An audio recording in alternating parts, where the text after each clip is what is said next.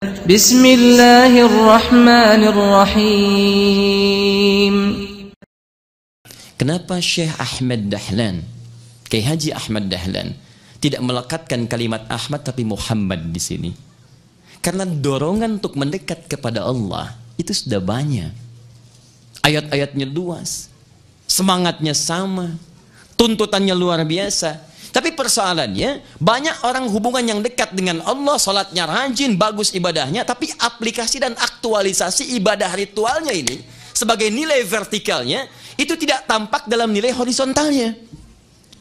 Seharusnya ada keseimbangan, karena orang-orang yang hubungannya bagus dengan Allah itu tampak pada sifat Muhammadnya. Bagaimana dia berbagi dengan orang lain? Karena itulah di Quran puncak kebaikan itu yang disebut dengan takwa disebut 115 kali dalam Al-Quran. Dua penyebutan 115 ini itu dibagi dua bagian. Satu disebut dengan bu'd rabbani, diistilahkan oleh ulama kita dengan hablum minallah. Yang kedua bu'dul insani, al-ijtima'i, diistilahkan oleh orang tua kita dengan hablum minan nas. Kalimat takwa pertama di Quran hablum minallah. Quran surah kedua ayat kedua. Dzalikal kitabu la raiba fi hudallin. Siapa muttaqin di sini? Baca ayat 3-nya. Alladzina yu'minuna bil ghaib wa yuqimunas shalah. Orang takwa yang ketika dia ingin mengaktualisasikan nilai imannya pada Allah walaupun tak nampak dalam pandangannya, dia buktikan iman itu dengan salat, hubungan vertikal. Tapi tidak cukup dengan ini, karena nanti ada bagian yang selanjutnya, takwa, nilai takwa yang kedua. Quran surah ketiga ayat 133 sampai 134. Itu yang tadi diantarkan oleh Pak Haidar dan diulas kemudian oleh Ustadz Endang. Paling kanan sebelah atas. Wasari'u ila maghfiratin min rabbikum wa jannatin 'arduha as-samawati wal ardu u'iddat lil muttaqin. Di sini muttaqin, sini muttaqin. Tapi amalan yang ini yuqimunas shalah. Amalan yang ini ayat 134-nya. Alladzina yunfiquna fis sarai wad dharra. Yang gemar berbagi dengan sesama, baik dalam keadaan punya, bahkan dalam keadaan terbatas pun dia masih memikirkan orang lain. Wal kadhiminal ghaidha, sanggup menahan amarah. Wal 'afina 'anil nas, bisa memaafkan kesalahan orang. Wallahu yuhibbul muhsinin, dan Allah cinta orang-orang baik. Betapa banyak orang banyak hubungan kuat dengan Allah Subhanahu wa taala, tapi belum bisa mengaktualisasikan hubungan itu dalam bentuk nilai-nilai horizontalnya. Maka beliau berpikir kemudian madrasah sudah banyak, pesantren sudah banyak, membangun hubungan ritual yang kuat terhubung dengan Allah. Tapi bagaimana aspek horizontalnya?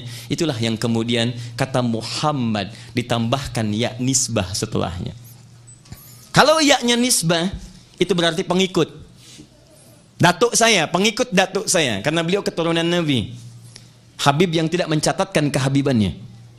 Dari habaib tuh, kalangan Habib, Kiai Haji Ahmad Dahlan. Kalau anda baca nasabnya nyambung di situ. Kiai Haji Ahmad Dahlan bin Kiai Haji Abu Bakar bin Kiai Ilyas bin Kiai Sulaiman bin Demang Jurang Juru Kapindo bin Demang Jurang Juru Sapisan bin Kiai Gerbak bin Maulana Ishaq.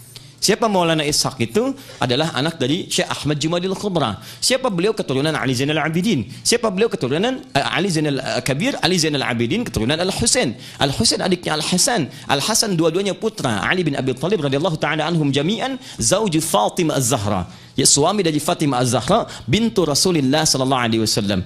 Jadi anda jangan ragu kalau anda ikut pada ajaran-ajaran Muhammadiyah, mengikuti prinsip-prinsip Kiai Ahmad Dahlan, cucu Nabi kita ikuti. Cucu Nabi kita ikuti.